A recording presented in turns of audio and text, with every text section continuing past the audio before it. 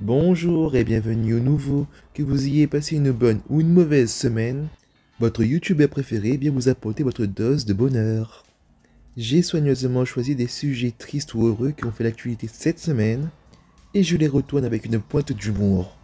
Cette semaine, le réarmement démographique est en hausse chez nos people. De réarmement démographique. Outre-Atlantique, c'est la mégastar Justin Bieber qui est devenu l'heureux papa d'un petit garçon prénommé Jack Blues Bieber. Le temps passe si vite, on l'a connu quand il jouait encore Baby, et maintenant il a 30 ans. Nos félicitations également à son épouse Hailey Bieber, sa plus grande fan qui a tout fait pour l'avoir. Pour l'instant, ce qu'on peut dire sur l'enfant star, c'est qu'il a de beaux pieds et les fétichistes du monde entier seront très contents. Chez nous, le taux de natalité croît. On avait appris récemment la grossesse de Denitsa Ikonomova, l'une des danseuses les plus titrées de Danse avec les stars, mais on ignorait jusqu'à présent qui en était le père. Et ces choses faites à présent avec le poste commun de Denitsa et François Alu. Et pour ceux qui ne le connaissent pas ou qui n'ont aucun souvenir de lui, il a été juré de Danse avec les stars, comme par hasard. Je vous passe le nom des célébrités danseurs qui ont été ou sont toujours en couple à cause de l'émission.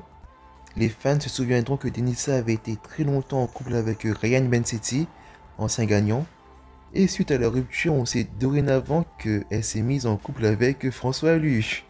À ce stade, ce n'est plus une émission de danse, mais bien de dating. Je vous laisse mettre pause si vous souhaitez lire son annonce. Je retiens surtout les grosses fautes d'orthographe sur les mots cœur et corps. Après, si c'est voulu ou pas, ça, j'en sais rien. Admettons que pour un danseur pro, ça reste un faux pas. Et c'est pas fini. Vous vous rappelez de l'ancienne candidate de Tatiana Silva? Mais si, on la voit toujours présenter la météo sur TF1. Eh bien, figurez-vous que elle aussi est enceinte. Je vous rassure que François, lui, n'en est pas le père. Si je dis pas de bêtises, il me semble qu'elle est presque à terme de sa grossesse, mais que le volume de son ventre n'est pas aussi volumineux que Denitsa. Elle a une très bonne génétique, hein. Bravo, hein. Je veux dire par là qu'on a le même ventre qu'elle quand on est ballonné. C'est pour dire l'exploit. Bref, je ferme le livret de famille et je les laisse profiter de leur joie.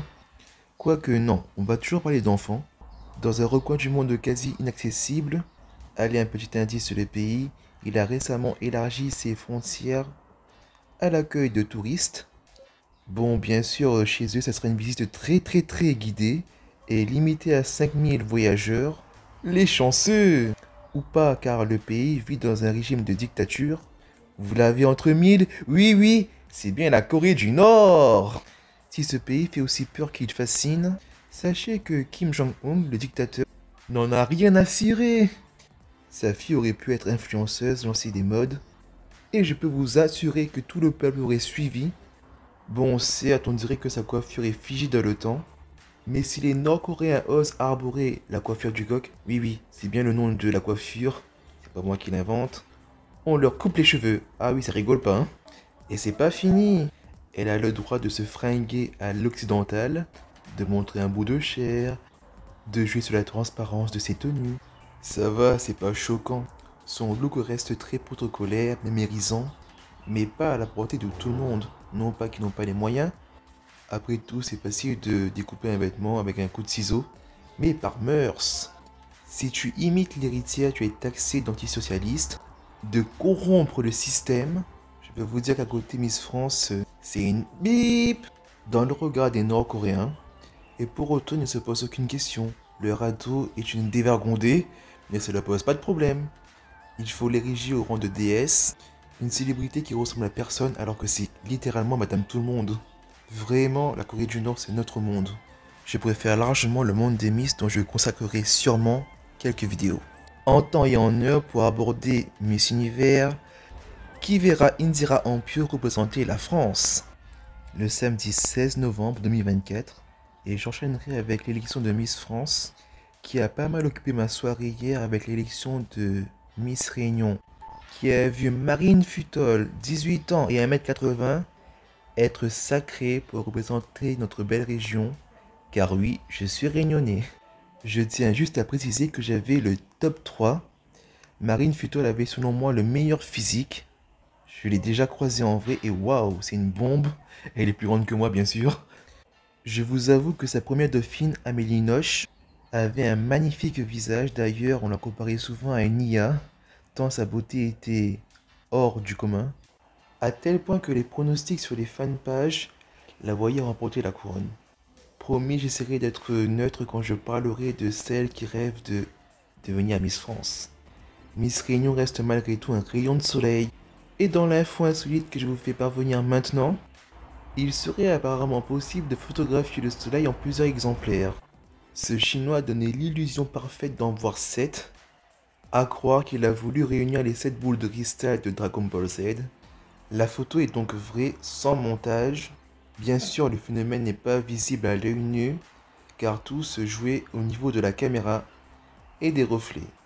Une image qui réchauffe le cœur autant que cet été, alors pensez à vous hydrater si l'endroit où vous habitez n'est pas soumis à des restrictions d'eau dues à la sécheresse. C'est bien de demander aux particuliers de faire des efforts, ça serait bien aussi que les grandes entreprises suivent l'exemple, parce que là on marche sur la tête avec cette station de ski, la Clusaz pour ne pas la citer, qui a eu une machiavélique idée pendant 30 ans de pomper de l'eau de source pour en faire de la neige artificielle. J'attends de très grosses sanctions, là on égale tous les records. C'est du même niveau que de faire de la neige artificielle dans des déserts en Arabie Saoudite, ou d'organiser des Jeux Olympiques d'hiver dans des pays chauds.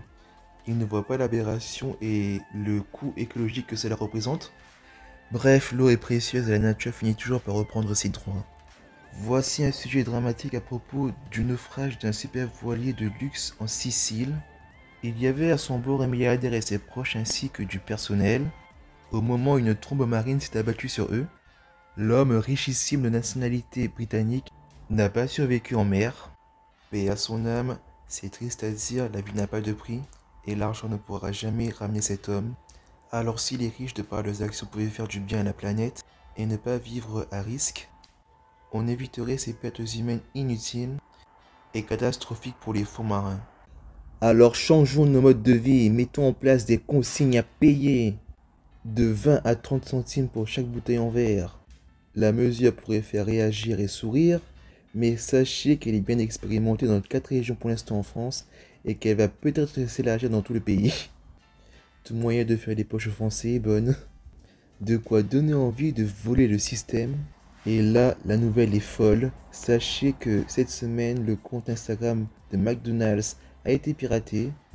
Les hackers en ont profité pour faire de la pub pour de la crypto-monnaie et sont repartis avec pas moins de 700 000 $, avec des actions en bourse qui sont montées à des millions avant de s'effondrer. Je peux pas croire que des gens sont tombés dans le panneau en masse.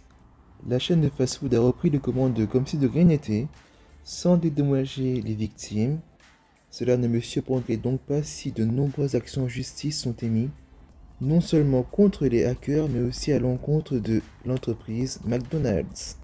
Avant-dernier rebondissement, le PDG de Telegram a été arrêté. La police reproche à son application du démon de ne pas collaborer en matière de harcèlement, drogue, terroristes et j'en passe. Pour sa défense, il évoquerait la défense de la vie privée des utilisateurs.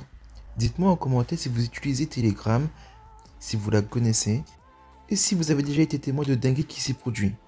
On termine sur une note moins anxiogène. La chanteuse Sabrina Carpenter a sorti le clip Taste dans lequel joue Jenna Ortega. Vous savez, l'actrice qui joue dans Mercredi. C'est pas forcément mon style, je préférais sa chanson Espresso. Néanmoins, si vous regardez le clip, ça vaut un bon film d'horreur. Je vous laisse la surprise de le visionner. Âme sensible, s'y abstenir car il y a beaucoup de mutilation et de faux sang. Ça part dans tous les sens. Si le format vous a plu, dites-le moi en commentaire pour que j'en fasse de nouveaux épisodes. Ça nous permettrait d'apprendre des choses ensemble tout en s'amusant. Faites-moi remonter les éventuels soucis de montage. Et si vous avez des astuces pour améliorer la qualité, je suis preneur. Mon intention n'est pas de faire l'actualité. Les sources sont d'ailleurs citées. Je me contente juste à mon échelle de réagir avec une petite pointe d'humour. Il est vrai que mes transitions n'ont parfois ni queue ni tête. C'est juste un divertissement, alors pensez à vous abonner et à laisser un like. Quant à moi, je vous dis à très vite.